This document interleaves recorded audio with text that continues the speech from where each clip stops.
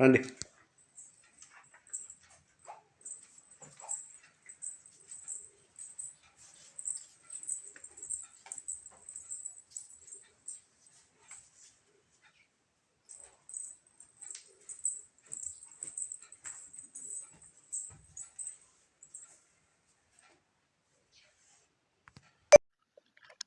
నమస్తే అండి.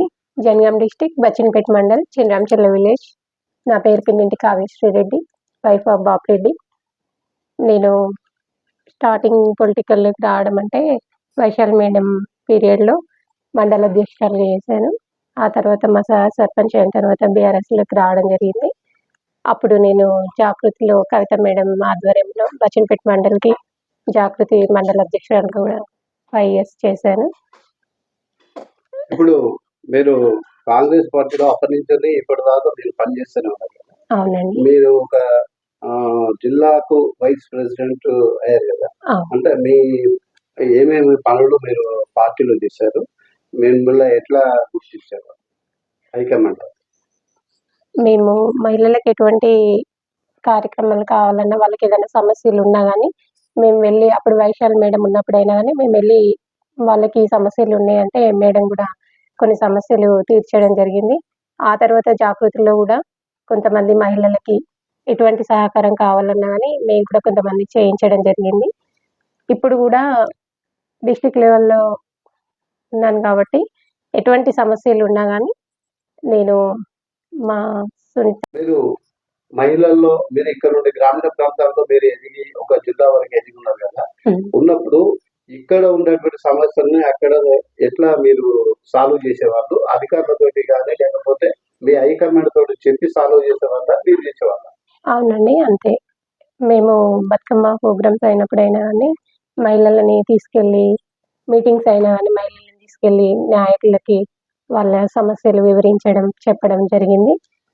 ఎటువంటి సమస్యలు ఉన్నా పోలీస్ స్టేషన్లో కానీ ఎక్కడైనా కానీ ఏ సమస్యలు ఉన్నా కానీ మేము ఉన్నామని వాళ్ళకి ధైర్యం చెప్పడం జరిగింది. వాళ్ళ సమస్యలు కూడా సాల్వ్ చేయడం జరిగింది. అటువంటి పనిని గుర్తించి మమ్మల్ని ఇంకా డిస్ట్రిక్ట్ లెవెల్లో మాకు పెద్ద పోస్ట్ ఇవ్వడం జరిగింది. ఇంకా ముందు ముందు మహిళలకు సహకరించాలని, ఇంకా అభివృద్ధి చేయాలని అనుకుంటున్నాను. ఇప్పుడు పార్టీకి ఏ విధమైనటువంటి సేవ చేయాలనుకుంటున్నారు? ఓటర్ విషయంలో కానీ లేకపోతే లీడర్ల విషయంలో కానీ మీరు పార్టీ బలోపేతం అయితే చేయాలనుకుంటున్నారు? పార్టీ అంటే మాది మహిళా విభాగం కాబట్టి ఇప్పుడు కాంగ్రెస్ ప్రభుత్వంలో 6 గ్యారెంటీలు ఉన్నాయి కదా అండి. ఆ 6 గ్యారెంటీలని ముందుకు తీసుకెళ్ళి ప్రతి మహిళకి, ఇప్పుడు కొన్ని రోజుల కింద ఒక 4-5 మహిళలు కూర్చుంటే వాళ్ళు ఏదో చీరల గురించి వాటి గురించి మాట్లాడుకునేవాళ్ళు. ఇప్పుడు ప్రతి ఒక్కరు రాజకీయం గురించే మాట్లాడుకుంటున్నారు. అంతో ఇంతో మహిళలు డెవలప్ అయ్యిండ్రని మేము కూడా భావిస్తున్నాం. ఎవరైనా కానీ అప్పుడు ఓన్లీ పొలిటికల్ అంటే జెంట్సే మాట్లాడుకునేవాళ్ళు.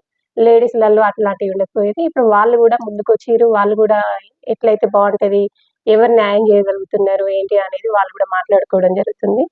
మహిళలకు కూడా మా వంతు సహకారంగా ఏదో వాళ్ళకు కూడా జీవనోపాధి కల్పించాలి అని అంటే డిస్ట్రిక్ట్ లెవెల్లో ఒక కంపెనీ లాంటిది తీసుకొచ్చి ఒక 20,000 మంది మహిళలకి ఉపాధి కల్పించడానికి మా వంతు కృషిగా హైకమాండ్ ద్వారా చేద్దామని అనుకుంటున్నాం. ఇప్పుడు రేవంత్ రెడ్డి గారు ప్రవేశపెట్టినటువంటి 6 పథకాల స్కీమ్స్ అయితే ఏదైనా కొన్ని అమలు చేశారు కదా.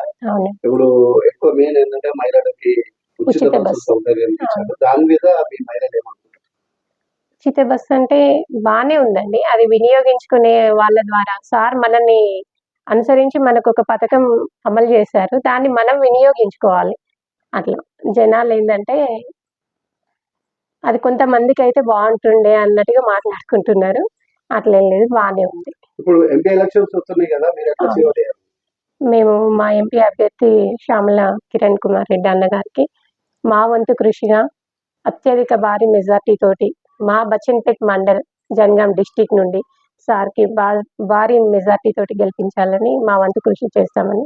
మీ మండలం నుంచి కానీ మీ ఊరి నుంచి కానీ పార్టీ కార్యకర్తల్ని విలీనం చేసుకునే కార్యక్రమంలో మీరు నిమగ్నమైనారా? పార్టీ కార్యకర్తలు ఉన్నారండి, చాలా మంది జాయిన్ చేసుకోవడానికి. అంటే మీరు సుమారు ఎంత మందికి ఇప్పుడు యూత్ కి ఎలక్షన్స్, ఎమ్మెల్సీ ఎలక్షన్స్ ఇట్లాంటివి ఉన్నాయి కదా, ఎట్లా మీరు ఎట్లా మోటివేట్ చేస్తారు? వాళ్ళు ఇప్పుడు ఈ కాంగ్రెస్ ప్రభుత్వం ఇచ్చేటువంటి సంక్షేమ పథకాలను దృష్టిలో ఉంచుకొని మేమే వస్తామని వాళ్ళు ఒక 200-300 మంది జాయిన్ అవ్వడానికి రెడీగా ఉన్నారు. అంటే ఇప్పుడు ఎవరి ఆధ్వర్యంలో మీరు పార్టీ మాకు ప్రతాప్ రెడ్డి సార్. ప్రతాప్ రెడ్డి ఆధ్వర్యంలో మీరు వాళ్ళని అవునండి, ఇప్పుడు మండల్ నుండి. ఇప్పుడు రాబోయే సర్పంచ్ ఎలక్షన్స్ కానీ ఎంపీడీ ఎలక్షన్స్ కానీ ఎట్లా ఉంటాయి మీ గ్రామాల్లో? కాంగ్రెస్ ప్రభుత్వానికే సపోర్ట్ ఉంటుందండి. ఏదైనా రూలింగ్ పార్టీ ఉన్న వాళ్ళకి సపోర్ట్ ఉంటుంది. అంటే ఇతర పార్టీలోనూ కూడా తీసుకోవడానికి ప్రయత్నం చేస్తున్నారా లేదా మీ పార్టీలోనే లేదు, ఇతర పార్టీ వాళ్ళు కూడా వాళ్ళకి ఇంట్రెస్ట్ ఉంటే తీసుకుంటామండి. వాళ్ళు వచ్చేటట్టు మేము మోటివేషన్ చేస్తాం. ఎట్లా ఒక టీం వైజ్ చేస్తారా? ఎట్లా ఇస్తారు? Team wise.